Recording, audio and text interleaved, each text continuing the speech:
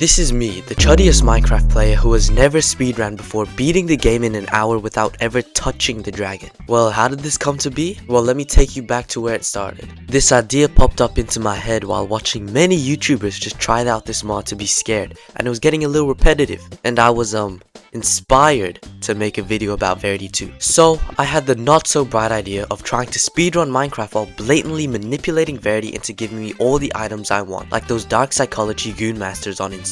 But first, I needed a plan, a thought process. I knew that using Groq, I could only send 24 messages in an hour and I need to be resourceful. I also know that if you ask Verity for OP items, he will just not give them to you and the result is just a wasted prompt. And if you see the happiness meter on the right hand side of the screen, you know this is how Verity is feeling at the moment. And if you want to exploit him out of all of his powers, you would need to gain his trust first. And gain his trust I did, as in phase 1 of this speedrun, I glazed him to the moon. Oh yeah, I forgot to record the sound of this game, so I'll just be adding my own.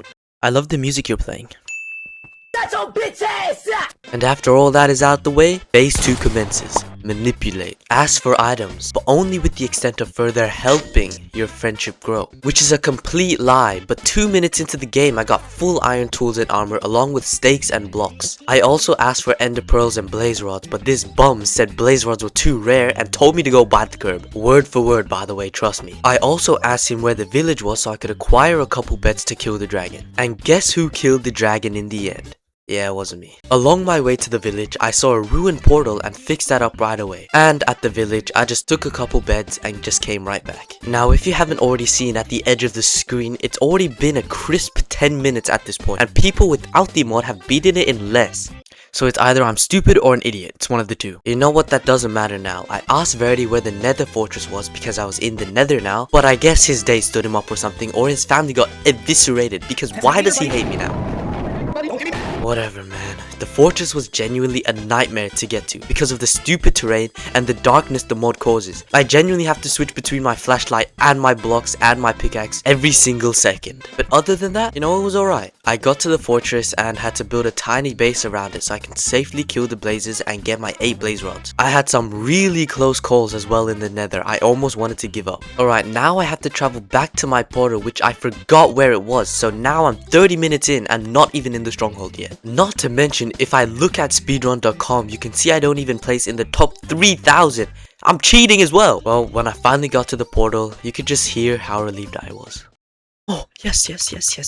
After all that shenanigans was over, I was off for the worst travel journey I think I've ever experienced in my life. It took me 10 bloody minutes to find where the eyes led me down, and the maze was even worse. I got down there and I looked around for another 15 minutes, not finding a single sign of existence down there. I decided to resurface, go back after 3 creepers genuinely almost blew my head off, and it seemed like I had searched everywhere. And when I went back up, I was even more clueless. I pillared up to see the direction my eyes went in and pillared somewhere else to find the cross section. Once I did that, I dug straight down into another part of the stronghold that was all the more confusing, and I was about to quit until...